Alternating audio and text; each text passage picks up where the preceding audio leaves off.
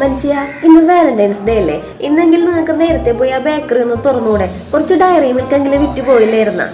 എന്ത് കാര്യത്തിന്? അതൊക്കെ പണ്ടാണ്. പണ്ട് വാലന്റൈൻസ് ഡേ ആയി കഴിഞ്ഞാൽ ബേക്കറിയിലും പൂക്കച്ചവടക്കാർക്ക്, പാവങ്ങളെ വിൽക്കുന്ന ആൾക്കാർക്ക് ഇഷ്ടം പോലെ കച്ചവടം വരും. ഇപ്പൊ ആകെ കച്ചവടം കിട്ടുന്നത് ആ മെഡിക്കൽ സ്റ്റോറുകാർക്ക്. പിന്നെ അവിടെ പോയിരുന്നിട്ട് എന്താ കാര്യം?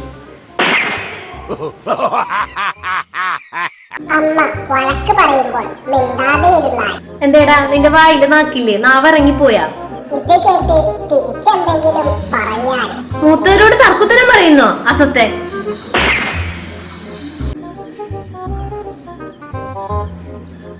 ചേട്ടാ, ഈ യമഹ കമ്പനിക്ക് എന്താ യമഹ എന്ന് പേരിടാൻ കാരണം? യമഹയ്ക്ക് ജാപ്പനീസ് കമ്പനിയാ.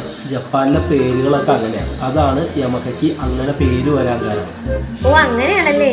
ചേട്ടാ ഒന്ന് ആലോചിച്ച് നോക്കിയേ, വല്ല ഇന്ത്യക്കാരനോട് ആ കമ്പനി തുടങ്ങിയിരുന്നെങ്കിലുണ്ടല്ലോ യമഹ എന്നുള്ള പേര് മാറ്റി നമഹാന്ന് ഇട്ടേനെ.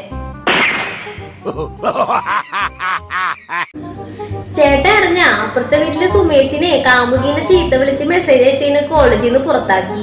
അവന്റെ കാമുകീനെ ചീത്ത വിളിച്ചതിനാ കോളേജിൽ നിന്ന് പുറത്താക്കണത്? അതെ, അവന്റെ കാമുകിയുടെ പേര് പ്രിൻസിപ്പോൾ എന്നായിരുന്നു. അവൻ ദേഷ്യത്തിൽ മെസ്സേജ് അയച്ചതേ പ്രിൻസിപ്പാളിനായി പോയി. അതാ അവനെ കോളേജിൽ നിന്ന് പുറത്താക്കി. അടിപൊളി. അതായത് ചക്കിന് വെച്ചത് കൊക്കിന് കൊണ്ടു അല്ലേ?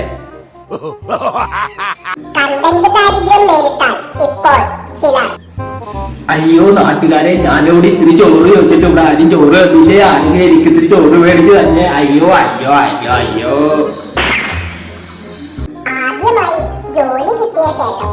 മോനെ, നിനക്കിപ്പോ ജോലിയൊക്കെ കിട്ടി സെറ്റായല്ലോ. ഇനി വീട്ടിലെ കുറച്ച് ചെലവൊക്കെ നീ നോക്കണം കേട്ടോ. അത് നോക്കാമേ. ഞാൻ എന്തൊക്കെ ചെയ്യണ്ടേ അമ്മ പറ. അതൊന്നുമില്ലടാ, നീ നിന്റെ 2 പെങ്ങന്മാരെ കെട്ടിച്ചു വിടണം. അത് കഴിഞ്ഞിട്ട് വീടിന്റെ ലോണും കാറിന്റെ ലോണും ഒന്ന് അടയ്ക്കണം. അതൊക്കെ കഴിഞ്ഞിട്ട് ഈ വീടൊന്ന് പൊളിച്ച് പുതിയത് വെക്കണം.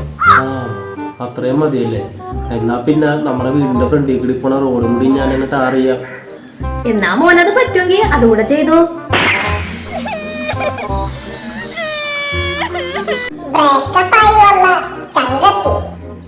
എടാ, ഞാൻ അവനുമായിട്ട് സെറ്റ് ആവില്ല. ഞാനും അവനും തമ്മിൽ ബ്രേക്കപ്പ് ആയി. അയ്യോ, എന്ത് പറ്റി പെട്ടെന്നൊരു പ്രശ്നം? കഴിഞ്ഞ 3 വർഷമായിട്ട് ഞങ്ങൾ ലിവിംഗ് ടുഗദർ ആയിരുന്നല്ലോ. അപ്പൊ അപ്പാർട്ട്മെന്റിന്റെ വാടക ഞങ്ങൾ ഈക്വൽ ആയിട്ട് അടച്ചുകൊണ്ടിരുന്നത്. കഴിഞ്ഞ ദിവസം ഞാൻ അറിയുന്നത് ഈ അപ്പാർട്ട്മെന്റ് അവന്റെ സ്വന്തമാണെന്ന്. അപ്പൊ ഞാൻ അവനെ ബ്രേക്കപ്പ് ചെയ്യണ്ടേ? അത് ചെയ്യണം.